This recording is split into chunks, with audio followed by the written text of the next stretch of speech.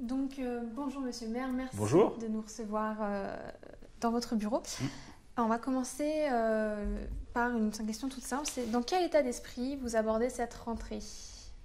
Un état d'esprit constructif. Alors, je sais que c'est à la mode, mais aussi parce que on a une séquence très dense dans le premier semestre où à la fois on est passé en communauté urbaine, en métropole, après après le Premier ministre qui ait signé le décret, et surtout avec mes collègues, on a bâti un projet métropolitain qui fixe en fait toutes les étapes à venir dans les 10 ans qui viennent, pour qu'au bout, on soit dans les 15 villes qui comptent en France. C'est une démarche ambitieuse. Elle est portée parce qu'on part avec un certain nombre d'atouts, mais aussi des handicaps. Et l'idée, c'est d'avoir les bons choix, aussi bien en équipement public, en politique publique, en partenariat, pour faire en sorte qu'au bout de tout ce qui aura été mis en œuvre, eh bien, les Orléanais, tous ceux qui vivent dans l'aire urbaine d'Orléans, d'ici une quinzaine d'années, vingtaine d'années, puissent continuer à envisager l'avenir avec confiance et faire en sorte que toutes ces étapes que l'on aura vécues consolident leur propre avenir. Et donc, je dirais qu'aujourd'hui, on est dans la mise en œuvre après cette réflexion. Et cette mise en œuvre, elle se fait par le lancement de projets très importants. Je pense par exemple à Comet, dont on parlera peut-être. Et puis, mais en même temps aussi avec des discussions à entreprendre avec la région Centre-Val de Loire, mais aussi par exemple avec la région Île-de-France pour les connexions avec Paris, qui sont un vrai sujet pour Orléans. Et donc, c'est tous ces éléments-là qui, aujourd'hui, sont dans la feuille de route du maire que je suis, du président de la métropole que je suis, et qui doivent amener à ce moment de mi-mandat à redoubler d'énergie, de vision pour porter tout ça, et bien au-delà même de la fin de ce mandat qui doit se terminer en 2020. Et quel chantier allez-vous entreprendre là pendant la rentrée qui entre en concordance avec cette ambition? Avec cette ambition, on continue à la fois de porter des projets qui devraient se traduire par des chantiers qui commencent l'année prochaine. Et puis en même temps, il y a déjà des chantiers qui vont démarrer, par exemple sur Interrive, qui est une grosse opération urbaine où il doit y avoir des bureaux, une dynamique économique, des logements, qui est près de la gare des Aubrais, en face, de l'autre côté, avec le fameux téléphérique qui fait toujours l'objet d'enquêtes publiques. Mais là, le chantier va démarrer. On a aussi le musée, par exemple, de la biodiversité, qui remplace le muséum, l'ancien muséum de sciences naturelles, près de la gare d'Orléans. Et là, dont le chantier va commencer dans les jours qui viennent. Mais il y a à la fois ces équipements structurants, avec toujours une logique qui est de pousser Orléans vers le haut. Et puis en même temps, parce que c'est ça qui est très important aussi pour nos concitoyens, un souci de la proximité, à la fois pour Orléansville, dont je suis le maire, avec tout un programme de rénovation de voirie qui a commencé, qui se poursuit et qui même à certains endroits va s'amplifier parce que les gens attendent que les réfections de rue soient faites, que la propreté soit là, que la sécurité continue d'être là, mais aussi au sein de l'ensemble des communes de la métropole, dans la mesure où aujourd'hui c'est la métropole qui assure la maîtrise d'ouvrage, la réalisation donc des programmes de voirie, de réfection de tout l'espace public. Et ça, c'est toute une nouvelle organisation qui est en train de se mettre en place, qui va se mettre en place dans les semaines qui viennent et qui doit aboutir à une grande efficacité auprès de nos concitoyens. Aujourd'hui, toutes les communes de l'agglomération sont très efficaces sur la gestion de leur espace public et il faut qu'avec le passage à la métropole, on garde ce souci de la proximité et de l'efficacité. Donc c'est un challenge en soi parce que ça fait partie de ces sujets, vous savez, où les trains qui arrivent à l'heure, on n'en parle pas. Et où ce qui ne va pas, c'est là qu'on râle. Et donc, il est très important pour les agents publics qui vont s'y coller, pour les entreprises qui doivent réaliser ces travaux, et bien que la machine soit la plus fluide, la plus efficace possible. Et ça, c'est mon rôle de veiller à ce que ce soit bien organisé.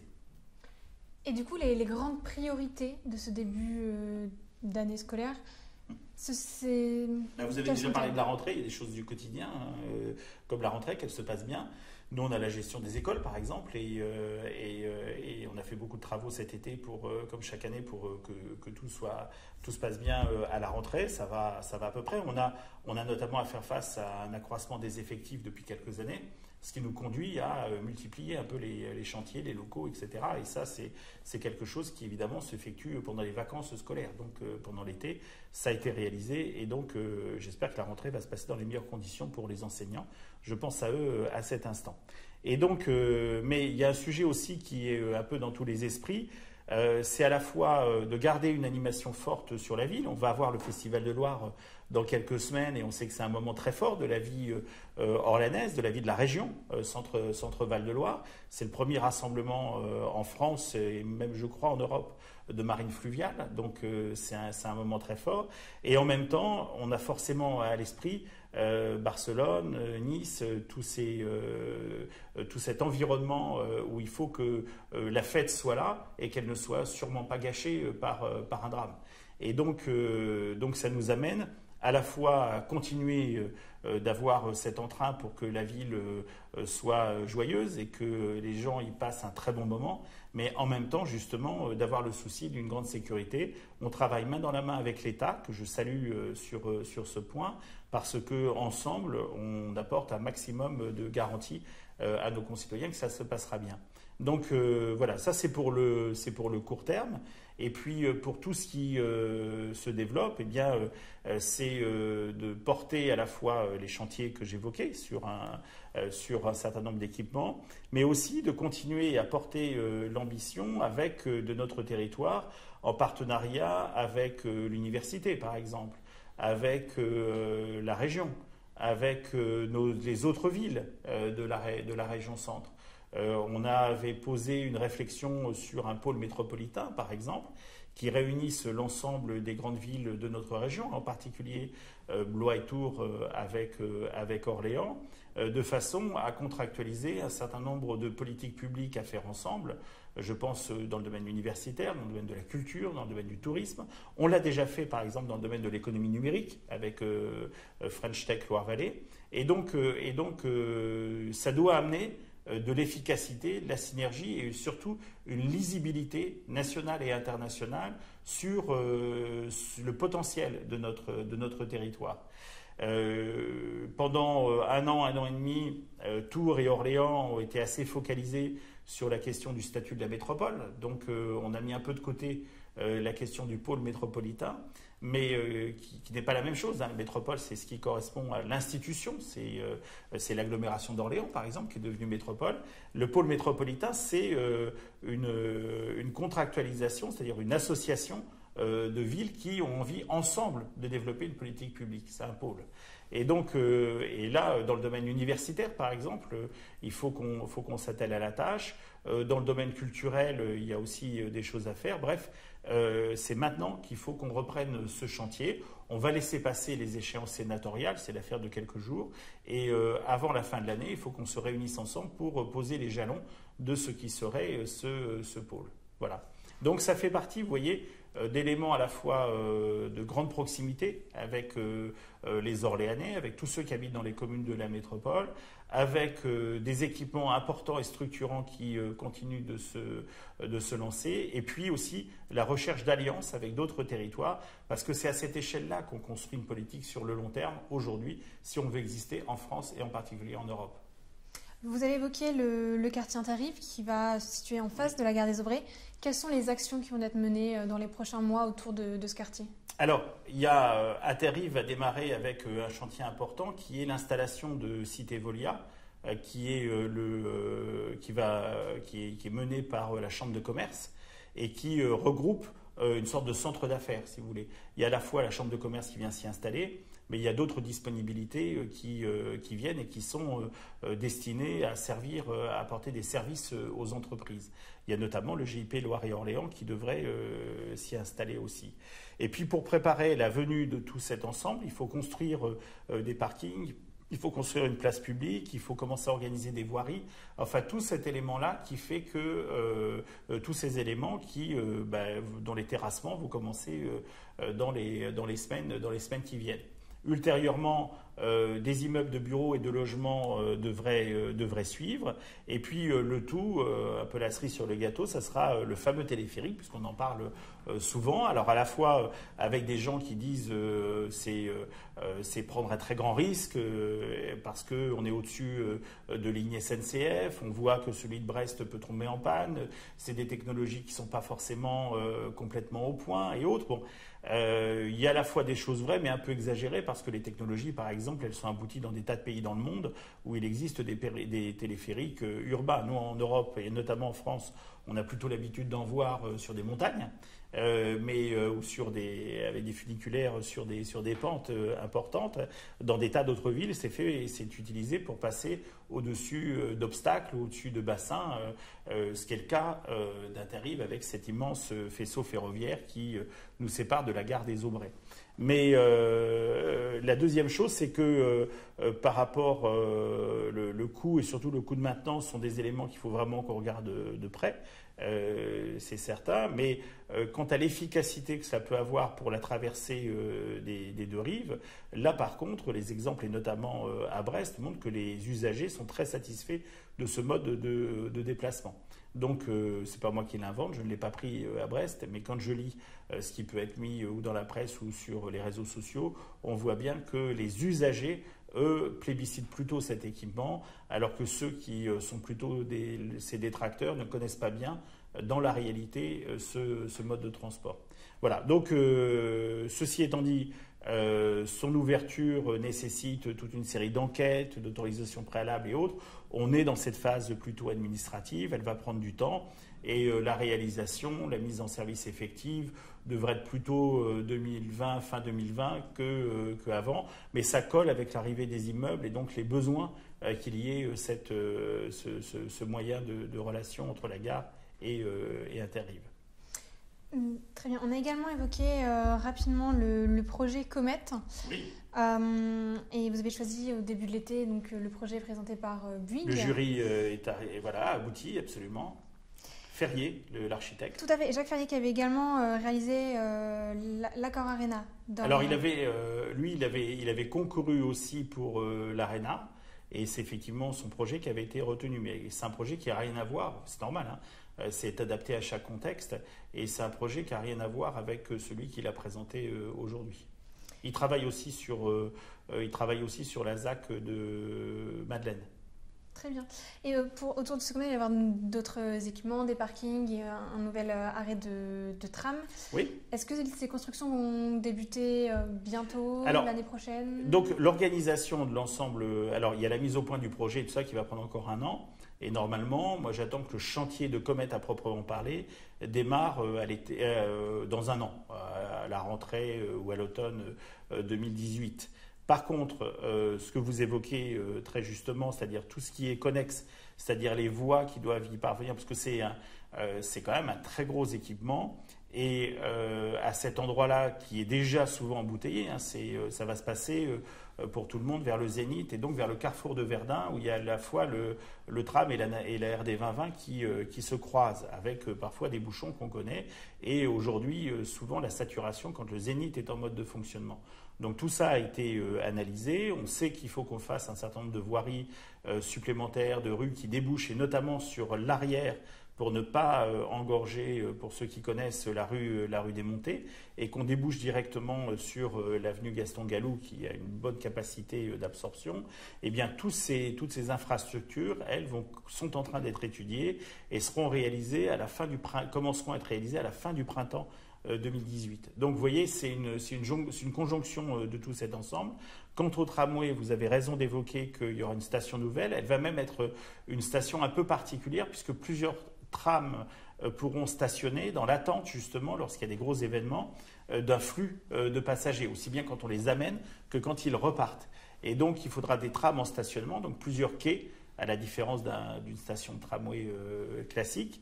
Et donc tout ça va intervenir aussi dans le courant de l'été. Alors je ne sais pas là par contre si c'est été 2019 ou 2018, parce que là ce qui est utile c'est que ça fonctionne quand les bâtiments marcheront, enfin seront en fonctionnement. Avant ça ne sert à rien. Donc voilà, donc là on a un peu de temps. Par contre pour les voiries, il faut que ça se fasse l'année prochaine. Très bien. On va également parler d'un autre sujet qui est l'ancienne prison. Ah oui. Donc, on a vu récemment que l'État songe maintenant à installer un quartier pour les détenus en fin de peine. Donc, ce qui remplacerait... Et en courte peine. C'est-à-dire que c'est quasiment un deuxième centre pénitentiaire. D'accord. Ce qui remplacerait le projet de base qui était un projet de centre aqualudique. Qu'est-ce que vous en pensez ?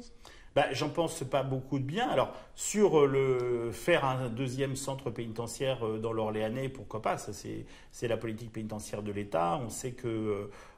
moi, je pensais qu'ils avaient moins de moyens financiers puisque l'important, c'était de continuer à développer des centres pénitentiaires en France. Mais bon, s'ils veulent affiner leur politique, je le respecte. Bon, la seule chose, c'est qu'ils veulent le faire dans un site dont ils disaient il y a moins de 10 ans que c'était le pire de France.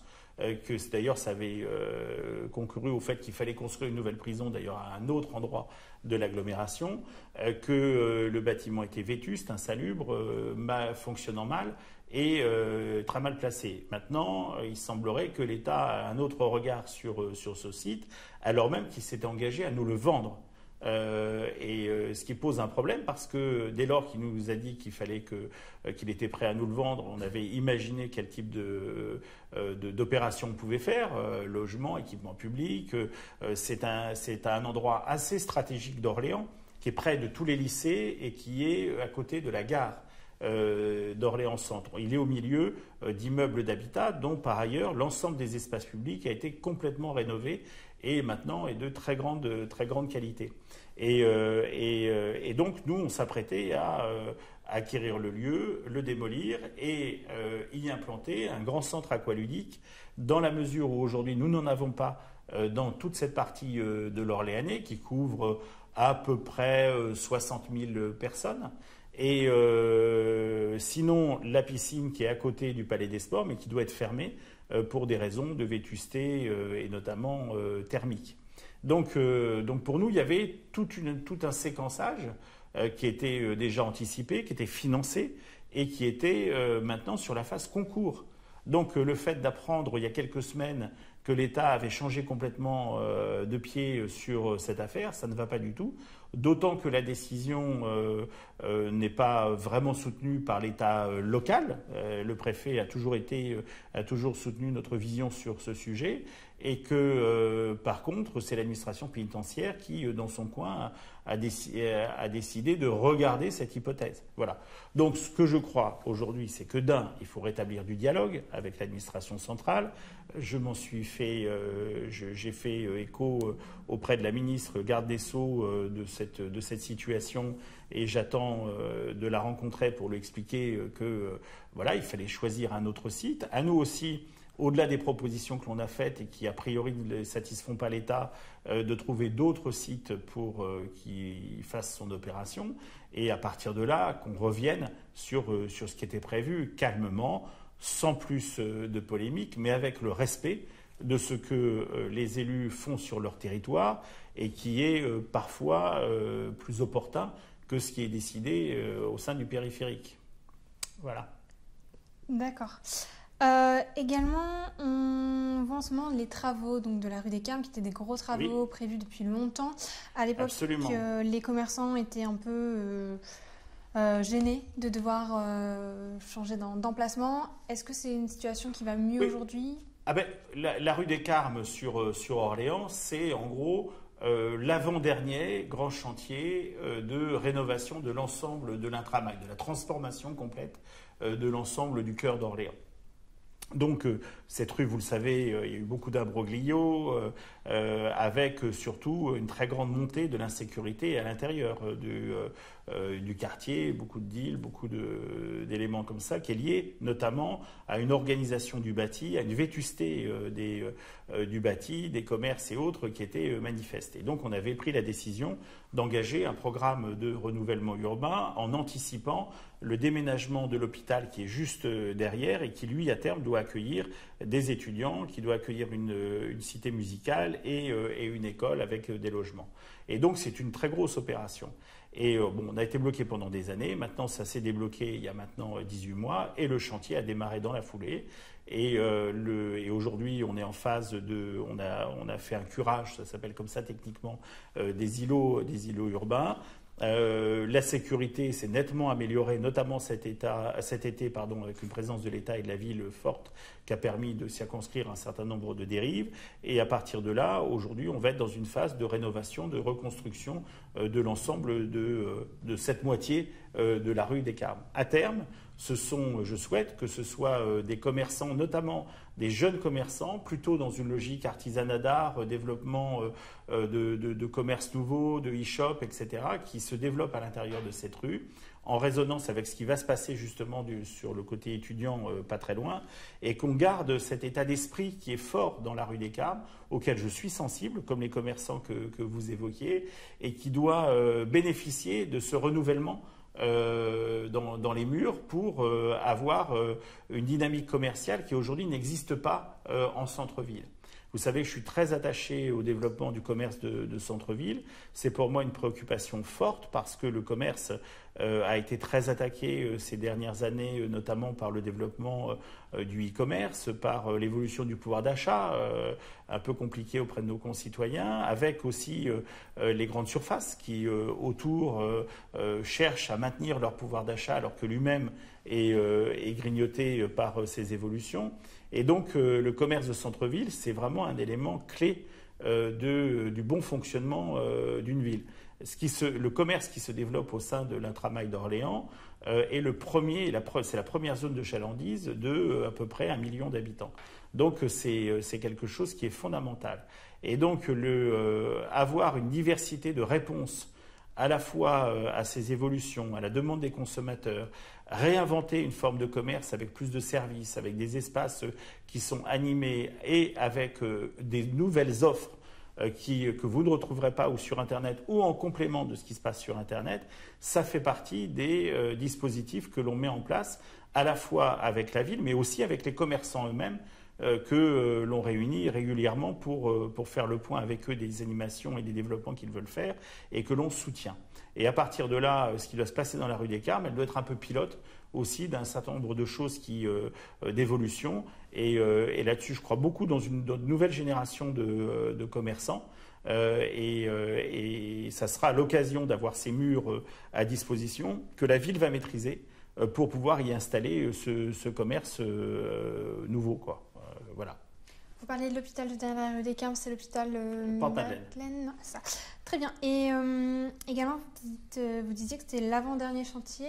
C'est lequel Le dernier, ce sera tout ce qui est autour de Place d'Arc. Tout ce qui est autour de Place d'Arc. Vous voyez on est en train de terminer la rue Royale, qui est quand même un axe très symbolique sur le plan commercial. La rue de la République sera aussi à repenser dans quelques années, mais là c'est très sommaire parce que l'essentiel a été fait, mais le revêtement et tout n'est plus approprié à la marque de la ville. Par contre, le fonctionnement de Place d'Arc lui doit être revu. Et pour cela, aujourd'hui, il y a une volonté du propriétaire, qui en l'occurrence est Carrefour Property, qui veut redynamiser l'ensemble de son site. Moi, la vision que j'en ai, le propriétaire, c'est une chose, mais moi, la vision que j'en ai, c'est qu'aujourd'hui, le plateau qui est là, cet endroit où il y a plein de rabicoins un peu partout, c'est pas propice à un bon fonctionnement. Et donc, il faut profiter du fait que le propriétaire veut revoir drastiquement le fonctionnement de son centre pour envisager de réaménager les espaces qui sont notamment devant et dont il serait bienvenu qu'il y ait une sorte de remise à plat. Et comme ça existait dans le temps, avec un très grand parvis piéton, et qui fasse que bien ce soit dans la continuité de la rue de la République, on ait cette perspective.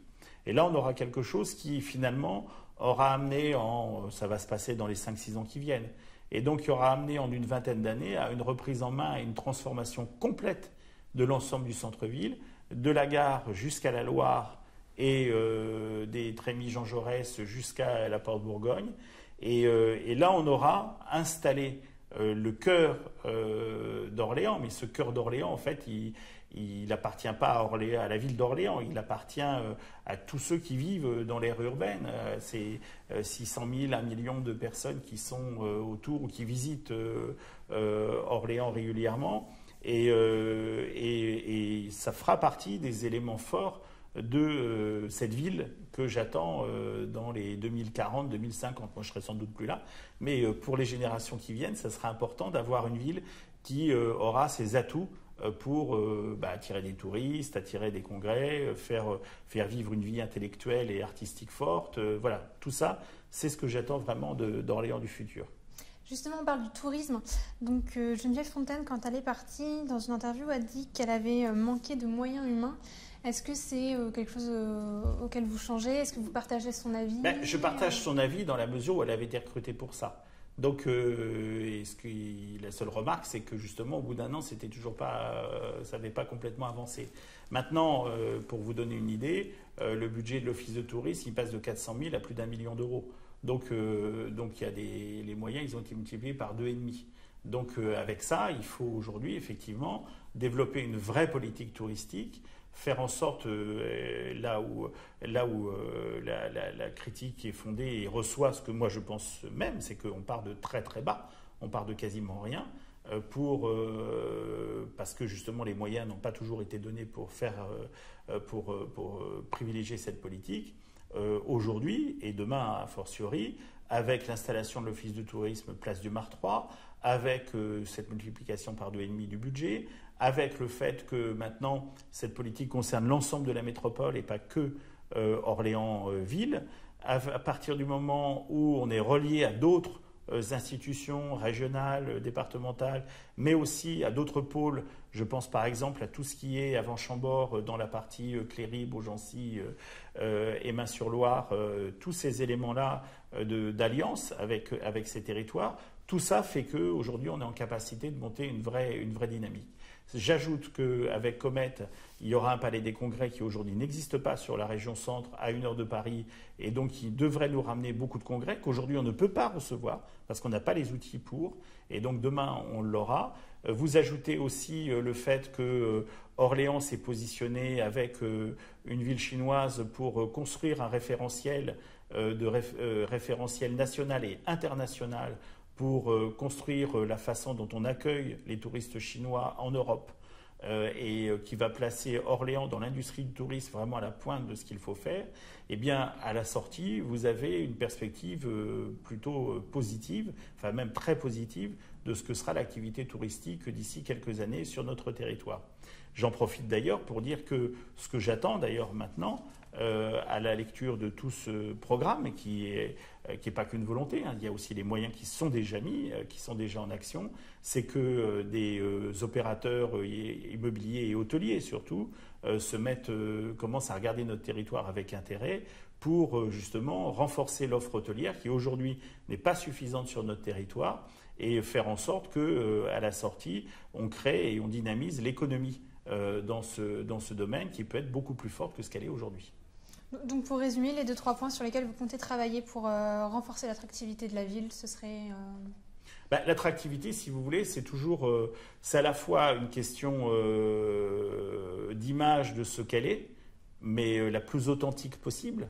Donc, et l'aspect, par exemple, tout ce qui est naturel autour d'Orléans est très fort et singulier, donne une authenticité à notre ville que n'ont pas beaucoup d'autres villes.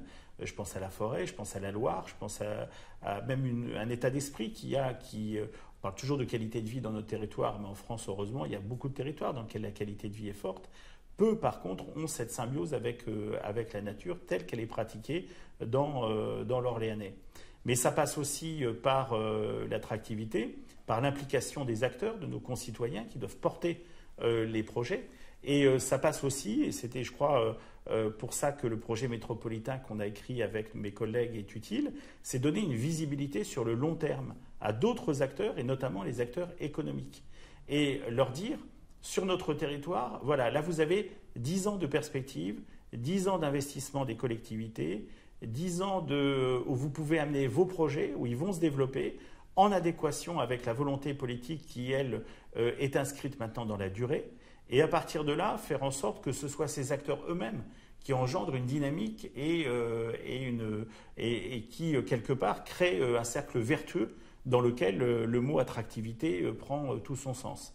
Après, vous avez le fait que on met en place un certain nombre de moyens dans le domaine culturel, dans le domaine universitaire et autres, qui doit nous permettre de changer de braquet, sur lesquels on sait qu'on n'est pas aujourd'hui à la hauteur, alors que demain on peut l'être, parce que si on a la volonté et qu'on sait motiver les bons acteurs dans ces domaines-là, à partir de là, au regard de notre emplacement, au regard des ressources qu'il y a sur notre territoire, on peut aller extrêmement loin et être dans les 4-5 villes de tête en France. On l'a déjà, par exemple, dans le domaine des chercheurs et dans des domaines scientifiques donnés.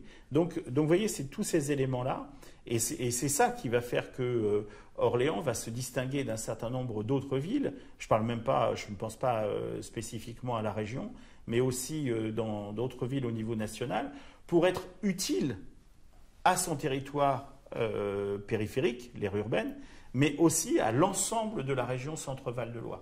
Parce qu'à partir du moment où il y a une ville qui est très dynamique et qui va de l'avant, ça rejaillit sur l'ensemble de ceux qui y concourent et dans laquelle elle est inscrite.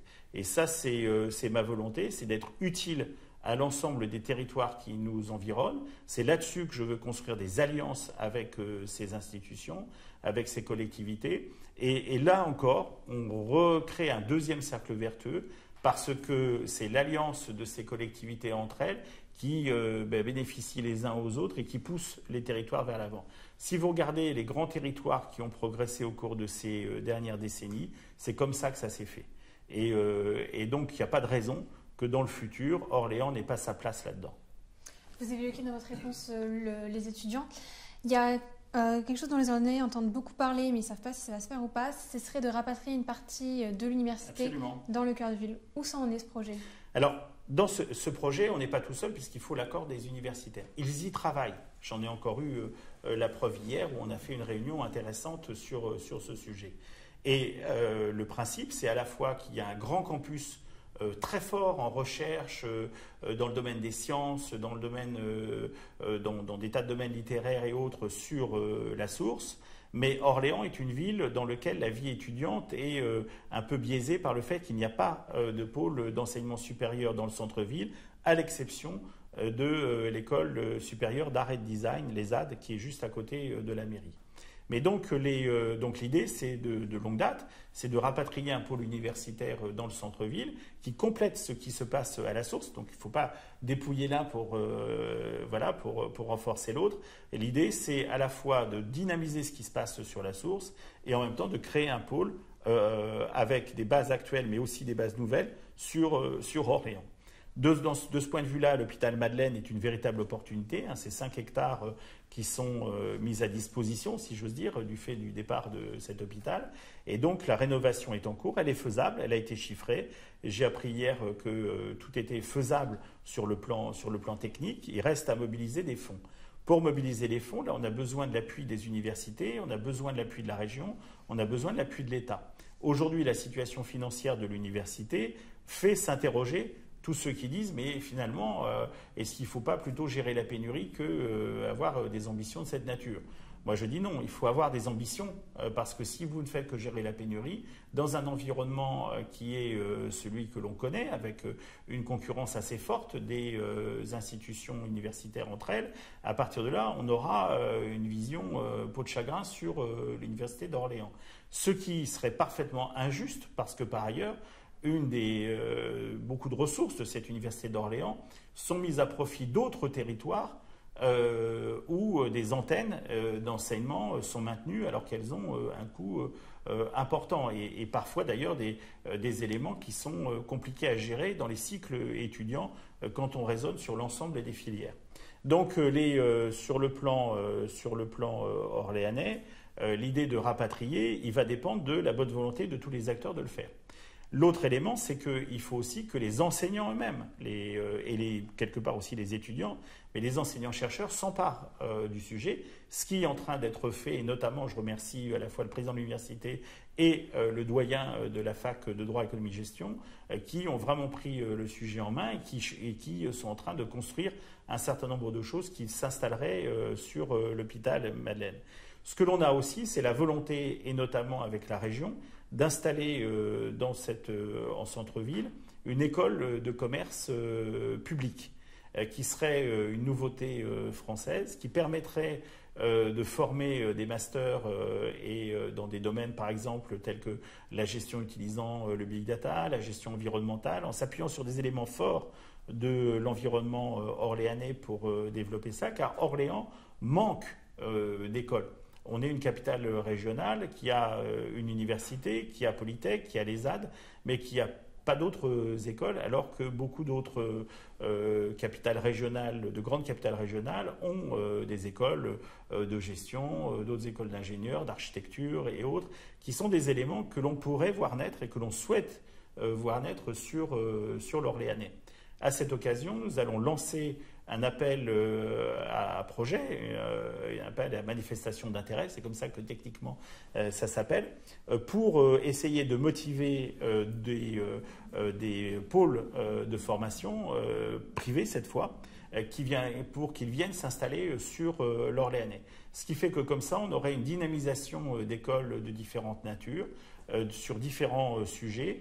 Et ce que je souhaite, parce que ça concourt à la construction d'un Orléans puissant dans les années à venir, que dans l'Orléanais, eh bien, ces écoles puissent s'installer et donner une dynamique universitaire extrêmement forte, de formation supérieure, parce que je veux pas, l'université c'est encore, c'est distinct de cet environnement d'école, mais d'avoir tout un environnement de formation supérieure qui soit beaucoup plus fort et dynamique que ce qu'il est encore aujourd'hui. Il restera à bâtir aussi des liens entre la fac de Tours et entre l'université de Tours et l'université d'Orléans, car dans cet ensemble se pose la question de savoir si on doit maintenir deux pôles qui font chacun entre 20 et 25 000 étudiants, et alors qu'ensemble, ils formeraient un bel université du Val-de-Loire se basant sur ces différents pôles, aurait bonne figure dans les palmarès français. Alors qu'aujourd'hui, dissocié, chacun a du mal à y figurer. D'accord. On va juste parler rapidement donc, des projets, disons, culturels de cette fin d'année. Je pense notamment au Festival de Loire, évidemment, et également à la Biennale d'architecture. Absolument. Est-ce que vous pouvez nous dire deux mots de ces projets-là? Est-ce que vous en attendez? Est-ce qu'il y aura des nouveautés? Enthousiasmant, Festival de Loire, maintenant je crois que c'est un rendez-vous qui est très attendu par l'ensemble des habitants de notre métropole et bien au-delà. Comme je le disais tout à l'heure, c'est le premier rassemblement de marine fluviale, a fortiori une marine de Loire, et c'est chaque fois un rendez-vous qui à la fois est très familial. Je rappelle qu'il est gratuit, il ne faut pas l'oublier.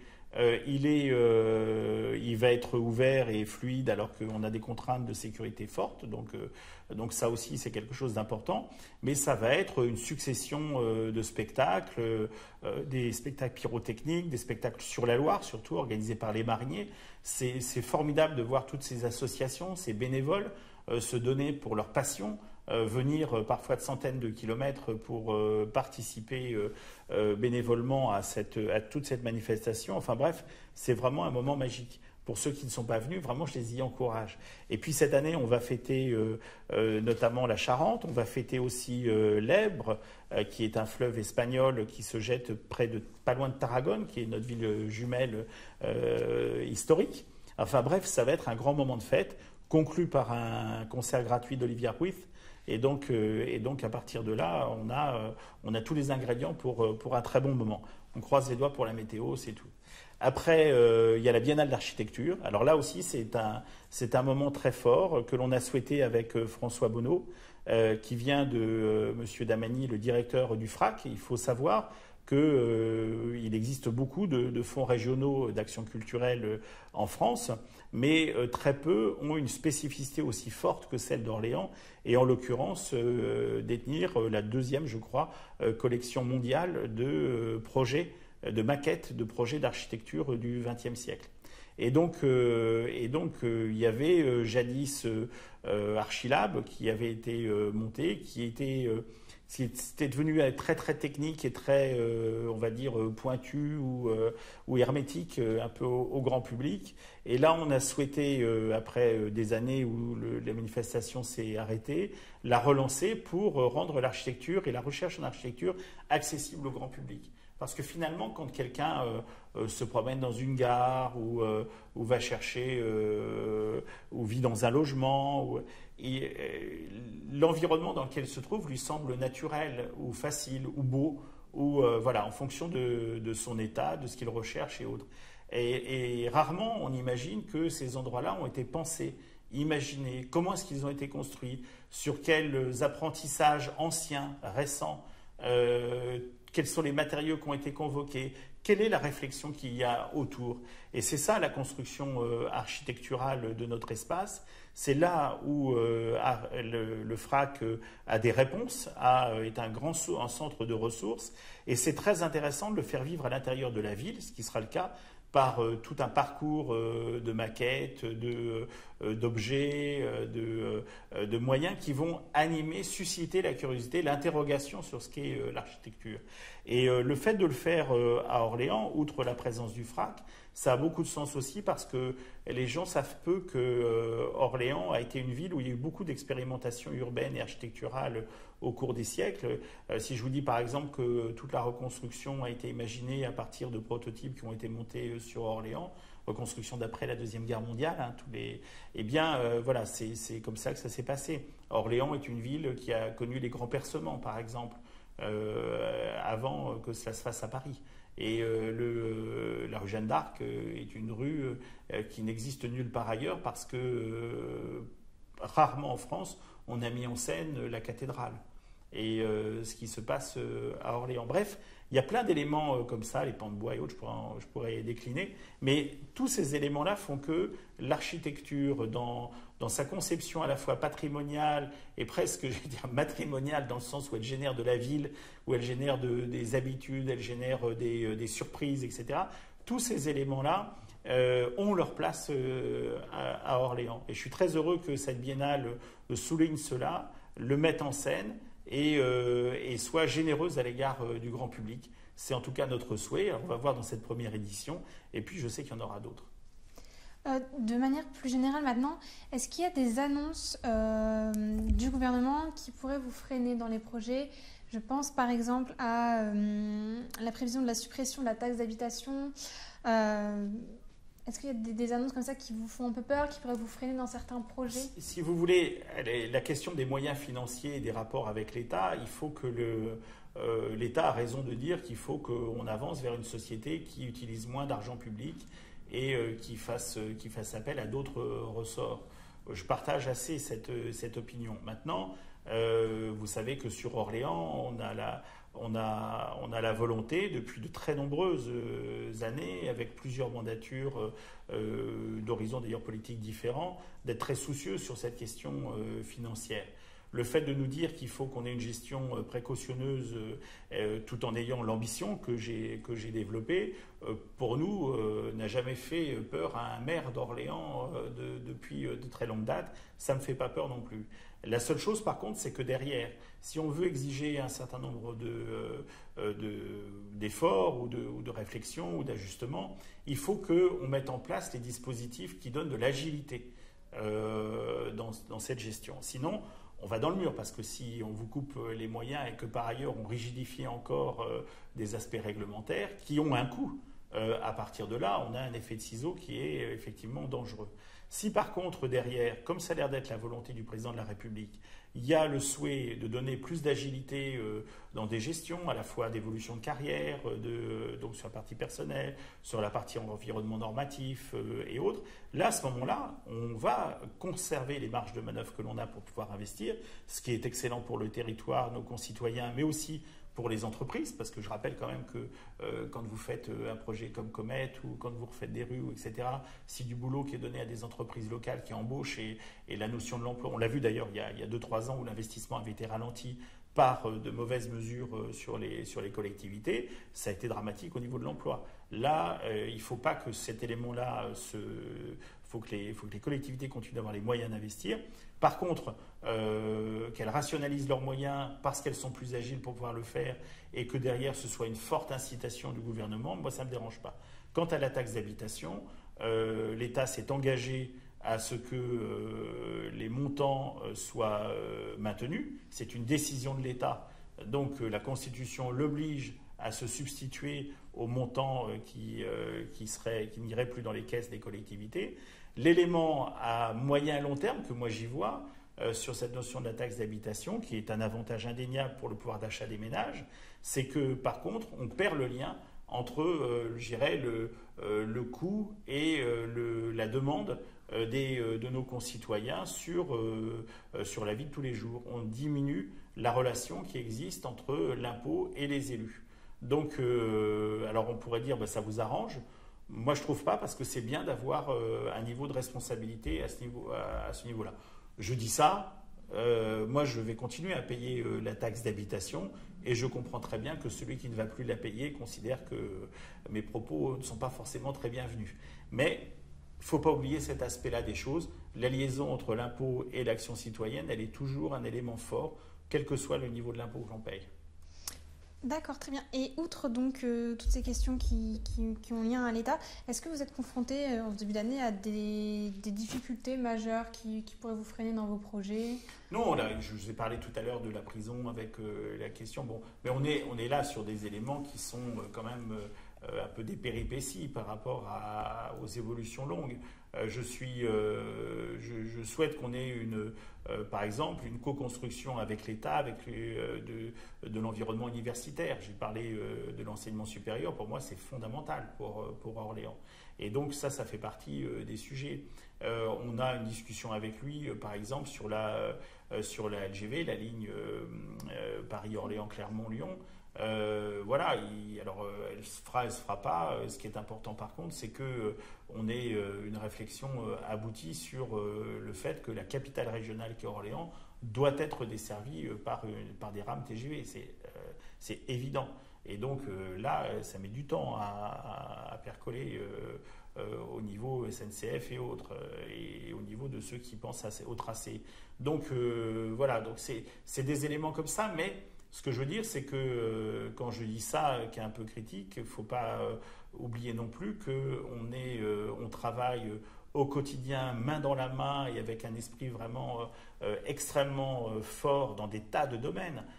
Dans le domaine de la sécurité, c'est un élément fondamental aujourd'hui. Eh bien, il y a une relation remarquable entre les services de la police municipale à leur place et les services de la police nationale, de tout ce qui est l'environnement de sécurité, du renseignement aussi, qui joue aujourd'hui un rôle important. Et tous ces éléments-là sont des éléments où on marche vraiment main dans la main de façon remarquable. On parle de la rentrée là, qu'il va y avoir. On a un travail de fond avec l'éducation nationale qui fait un super boulot sur notre territoire. Ça va de l'inspection d'académie aux agents, aux enseignants. Nous-mêmes, avec nos ATSEM, on essaye d'apporter le périscolaire, on apporte l'appui. Il y aura la réflexion sur le temps périscolaire, qui est le temps de l'enfant, qui va arriver assez vite, puisque le gouvernement a dit que maintenant c'était au choix des collectivités de faire ce qu'elles avaient envie de faire, enfin des mairies de faire ce qu'elles avaient envie de faire. Donc là, la réflexion va s'ouvrir, et donc c'est toute cette communauté, tout ça qui est mobilisé. On a un problème qu'on essaye de prendre à bras-le-corps, mais qui n'est pas facile sur la santé. C'est une de mes fortes préoccupations, sur lesquelles la mairie n'a quasiment aucun moyen d'action et ne devrait en avoir aucun. Or, il se trouve qu'on est amené à faire beaucoup de dépenses dans les maisons médicales notamment pour essayer de résoudre ce problème de manque d'attractivité médicale sur l'ensemble du bassin, hein, qui touche l'ensemble de la région centre et qui pose un véritable souci à nos concitoyens. Donc on a des éléments sur lesquels on travaille vraiment ensemble, de fond, et moi je souhaite que ça continue comme ça. Par ailleurs, je suis sensible au fait que l'état d'esprit du président de la République, c'est quand même d'arriver à réformer en faisant confiance, en mettant du dialogue, en fermant un certain nombre de choses qui ne marchent plus, en essayant d'être ouvert et bienveillant à l'égard d'autres. C'est tout à fait ce que j'essaye de faire aussi sur l'Orléanais. On a réussi à construire un consensus largement au-delà de nos familles politiques. Il y a des gens du PS, des Républicains, des non-inscrits, des centristes, des gens centre-gauche, centre-droite, tout ça. Tout le monde s'est mis autour de la table pour bâtir le projet que l'on porte, avec des décisions très fortes sur des transferts à la métropole et autres qui n'étaient jamais qui n'avaient jamais été acceptées auparavant. Et cette volonté de faire, c'est parce que quelque part, on a mis le projet et les intérêts de notre territoire au-dessus d'un certain nombre de contingences. Moi, j'observe qu'au niveau national, c'est l'effort que le président de la République demande de faire à un certain nombre de partenaires sociaux, politiques, dans beaucoup d'environnements, c'est de mettre le projet France, pour lui, au-dessus des contingences partisanes habituelles. On a vu qu'elles pouvaient être extrêmement fragiles, ces contingences partisanes. Si je regarde les résultats des élections législatives et ce qui reste aux Républicains ou au Parti Socialiste. Donc on voit bien que les Français aspirent à autre chose. Et ils aspirent à autre chose parce qu'eux-mêmes, ils ont changé. Moi, c'est ce que je vis tous les jours. Et donc à nous de nous adapter, à nous de donner une vision celle que l'on porte, d'essayer de la faire partager le plus possible, et puis ensuite de mobiliser le plus de monde possible à porter cela, nous, l'échelon politique, étant le plus modeste là-dedans possible, pour continuer à servir ce projet-là et à faire en sorte que les énergies, justement, arrivent à le co-construire. C'est ça, pour moi, la clé de l'avenir. C'est les territoires qui ont réussi à mobiliser le maximum d'acteurs, fédérer le maximum d'alliances et faire en sorte qu'ils offrent une vision claire à moyen et long terme, notamment par l'échelle nationale et internationale. Donc voilà, c'est ce qu'on essaye de faire. Et là-dedans, je vois à cet instant, à part quelques petits détails, peu d'éléments sur lesquels la conduite gouvernementale serait un frein. Je pense même que les changements qu'elle va engendrer pourraient être un accélérateur. Très bien, donc c'est la rentrée, mais c'est aussi quelques semaines ou mois près la moitié de votre mandat. Ouais. Quel premier bilan vous tirez? Quelles sont les grandes orientations pour les 2 ans qui vous restent D'abord, quand on parle de moitié de mandat, je pense tout de suite à Serge Rouart, auquel j'ai succédé, et qui avait entamé ce 3e mandat après le succès connu au cours des 2 précédents. Et donc, je m'inscris, pour avoir été à ses côtés, dans une certaine continuité par rapport à cela.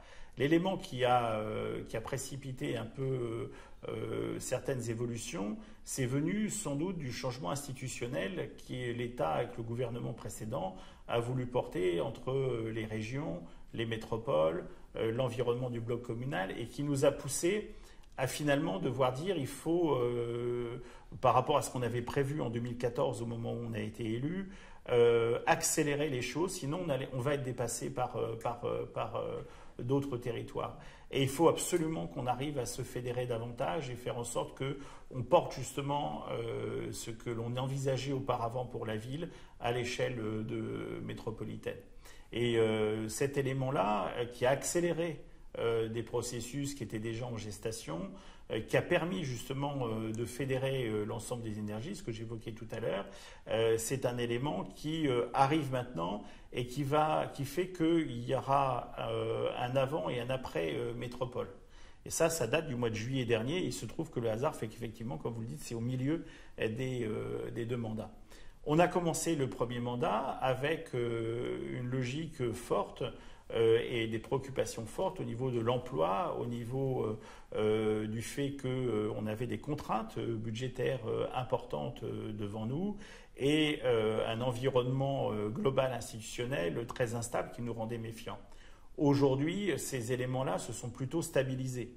Et la conduite de la gestion de la ville, par exemple, a permis de garder toutes les bases qui nous permettent d'avoir un investissement très fort, sans recourir à la dette ni aux augmentations d'impôts, ce que d'autres collectivités ont dû faire. Donc ça, c'est un élément, pareil, c'est les trains qui arrivent à l'heure dont on ne parle pas, mais c'est un élément qui a prévalu aux 3 ans de la mi-mandat. Quant à l'emploi, on voit bien que l'environnement conjoncturel n'est en train de se desserrer que depuis à peu près, on va dire 6 mois, 1 an. Et auparavant, même si on a cherché à maintenir un niveau d'investissement pour continuer à fournir aux entreprises de la matière, ce que l'on a mis en place a servi aussi les jeunes, on le sait, parce qu'il y a beaucoup d'appels aux dispositifs d'apprentissage ou autres, mais globalement, on a quand même été sous la pression d'un environnement conjoncturel qui était moyennement favorable.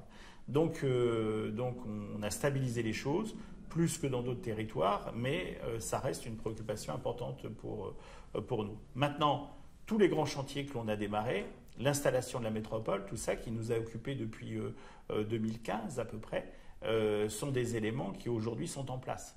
Donc cette première moitié de mandat, elle a permis de consolider un certain nombre de choses, de passer ce qui aurait pu être une épreuve et qui ne l'a pas été. Donc c'est parce que quelque part les choses ont été bien ajustées, et de préparer donc ce qui va se passer dans les 3 ans qui viennent et où un certain nombre de réalisations vont se concrétiser. Voilà. Donc c'est ça qui me paraît être l'objectif de ces 3 années. J'ajoute, en pensant à mes collègues adjoints et de l'équipe municipale, que beaucoup d'entre eux ont découvert pendant ces 3 ans ce qu'était l'action publique, qu'ils ont mis beaucoup d'énergie et beaucoup de capacités personnelles à développer des projets, et qu'aujourd'hui on a un portefeuille de projets et d'éléments dans des champs aussi divers que les champs culturels, associatifs, sportifs, musique, tout ce que vous voulez, scientifique, je peux prendre quasiment tous les domaines, où il y a des projets forts qui sont tenus par chacun d'entre eux. Certains ont déjà été réalisés, d'autres le sont. Et ce que je sais, c'est que par rapport au programme sur lequel on s'était basé en 2014 pour être élu, quasiment tout sera fait à la fin du mandat en 2020 ou engagé. Et beaucoup de choses ont déjà été réalisées à l'heure à laquelle je vous parle. D'accord, très bien. Dernière question. Le début de l'été était marqué par la polémique suite à la multiplication de votre salaire. Oui. Oui. Est-ce que c'est quelque chose qui a changé vos rapports avec les Orléanais? Écoutez, pas du tout là. Non, c'est je crois qu'ils ont compris que auparavant le salaire était versé par l'Assemblée nationale, ce qui faisait que j'étais maire à 900 €, et qu'aujourd'hui c'est versé par la ville, n'étant plus député du fait du non-cumul des mandats. Et à partir de là, ces 900 € sont devenus 4 000 €. Et voilà. Maintenant, vous savez, j'ai reçu beaucoup de lettres de soutien. Il y a eu des remarques qui ont pu être faites sur Facebook, souvent par des gens d'ailleurs qui n'étaient absolument pas du territoire. Et c'est venu, à l'inverse, j'ai eu beaucoup de soutien de mes concitoyens qui ne comprenaient pas d'ailleurs la situation antérieure, et qui considéraient que gérer une ville à 900 € par mois, c'était quand même pas beaucoup. Alors maintenant, moi, dans tous ces éléments-là, la polémique, elle a eu lieu, c'est un fait. Donc, c'est ni à balayer d'un revers de main, ni à amplifier jusqu'à plus soif.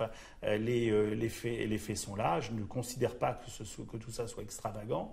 Et par ailleurs, ce que je ressens aujourd'hui n'est pas fait que c'est plus, pour moi, c'est plus réellement un sujet de dialogue dans les chaumières. D'accord, très bien. Donc une rentrée plutôt sereine. C'est une rentrée à la fois sereine et puis aussi combative dans le bon sens du terme, c'est-à-dire qu'il y a beaucoup de sujets à tenir. C'est passionnant de travailler pour l'avenir d'un territoire, tout en étant extrêmement vigilant sur la qualité du présent, et toujours mener ces deux éléments-là à bout de bras avec toutes les équipes municipales politiques, les équipes des autres villes, avec nos agents territoriaux aussi, c'est très important, c'est même essentiel, avec l'enthousiasme des Orléanais, chacun dans leur domaine, pour porter tout ça. Voilà. Ça, c'est passionnant. C'est passionnant aussi de servir une collectivité au moment où on est en pleine transition numérique, transition écologique, où on a les défis de sécurité qu'on évoquait tout à l'heure, mais en même temps l'enthousiasme, par exemple, de la façon dont notre ville peut être présentée sur le plan international, donc de motiver aussi des entreprises à investir sur notre territoire, d'aller chercher des champions pour faciliter la préparation de 2020 et surtout des JO 2024, sur lesquels Orléans doit absolument être présent parce qu'il aura des équipements très utiles à Paris à ce moment-là. Donc on est à plein pied dans le 21e siècle, dans les années qui viennent et qui sont, et ça c'est extrêmement motivant. Voilà. Très bien.